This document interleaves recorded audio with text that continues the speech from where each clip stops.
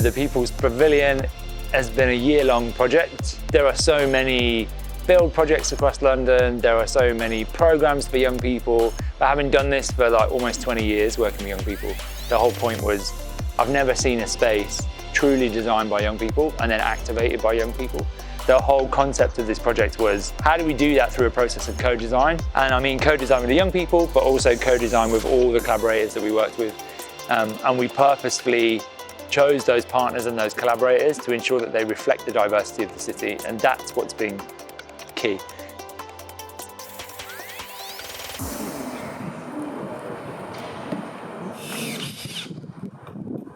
We were coming from tiny little sketches, like an hour FaceTime calls, just trying to understand where we wanted our design to go, and to see the different sections of it working together, I just found that so amazing. I feel like we had our design like ready and solid within like the first week. We were measuring out like our playground to see the kind of a reference point, to see how big it was or how small we were working with. So yeah, it was really fun.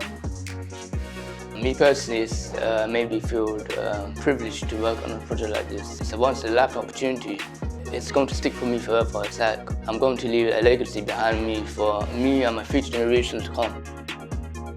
The young people are amazing, and despite everything that COVID has brought about, they've pushed through and they really pushed the project forward with their enthusiasm and their charisma. And it's always really nice to kind of see young people kind of get involved in the built environment, where often they don't really feel like they have any engagement with it, to kind of give them that experience and hopefully something they can take forward. These days there's not a lot of community engagement. I mean, we had community centres and stuff around where people were getting involved. These days there doesn't seem to be any of that. We need to get people engaged again, and we haven't had that for probably 20 years nearly. We walk around, you know, we're in society and we see these different buildings and different infrastructure, and we think that we would never be able to take part in that. We think we would never be able to participate in that realm, but the fact that we have, and we've built a design and now it's coming to life and we're the kind of architects / creators of it, that's a big achievement for both of us, you know.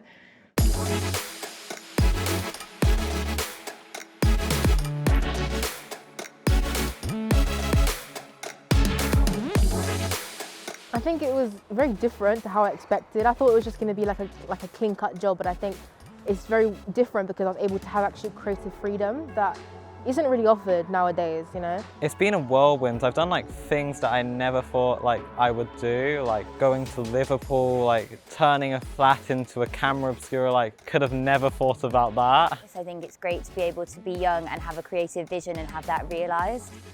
It's quite rare that you're given the opportunity to do that and like have the agency to, and that people older than you allow that whole process to take place. As a team, we've had to divide ourselves into, you know, marketing teams, people who take care of the money and the budget and such. So what we've achieved so far has been really, I think, a testament to the hard work we've put in. Projects like this, particularly the People's Pavilion project, are vital for the local community, and it gives us an opportunity to kind of diversify the sector, but also open our doors.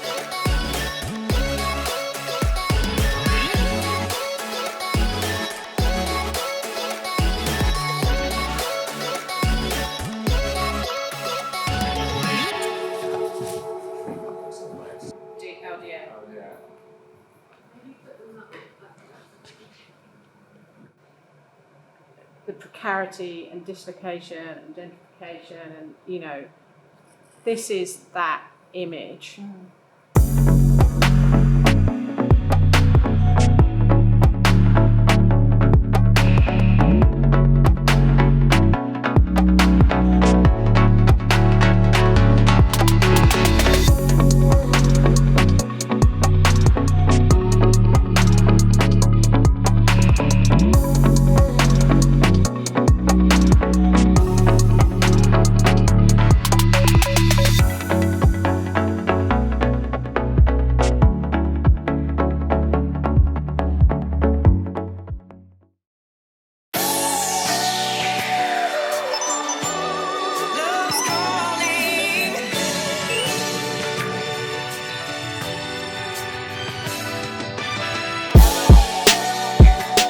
If it's genuinely led by young people, don't curate them, you know, don't cut down what they're saying to fit your narrative.